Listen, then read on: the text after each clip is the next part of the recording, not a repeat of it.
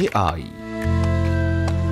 এই দুটি অক্ষর যেমন মানুষকে এক লাফে এগিয়ে দিয়েছে অনেক দূর, তেমনি আবার পিছিয়েও দিতে পারে এক নিমিষে।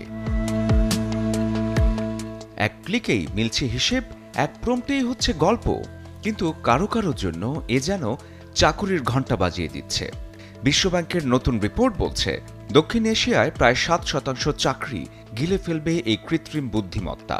বাংলাদেশ সহ 5 দেশে চাকরি নিতে পারে অবসর। সবচেয়ে বেশি ঝুঁকিতে আছেন মাঝারি শিক্ষিত আর তরুণ কর্মীরা।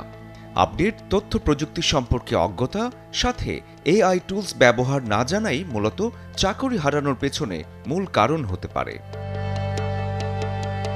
একদিকে অফিসে কাজ কমছে, অন্যদিকে এআই হয়ে উঠছে নতুন সহকর্মী, যে কখনোই ক্লান্ত হয় না, বেতন চায় না আর ছুটিও নেয় না।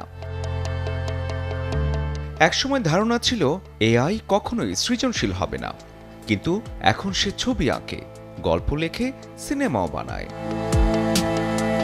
তবুও প্রশ্ন রয়ে গেছে, মানুষের মতো ছক ভাঙা আবেগে ভরা সৃষ্টিকর্ম সে কি কোনোদিন সত্যিই পারবে? শরীফুল হক, চ্যানেল 24।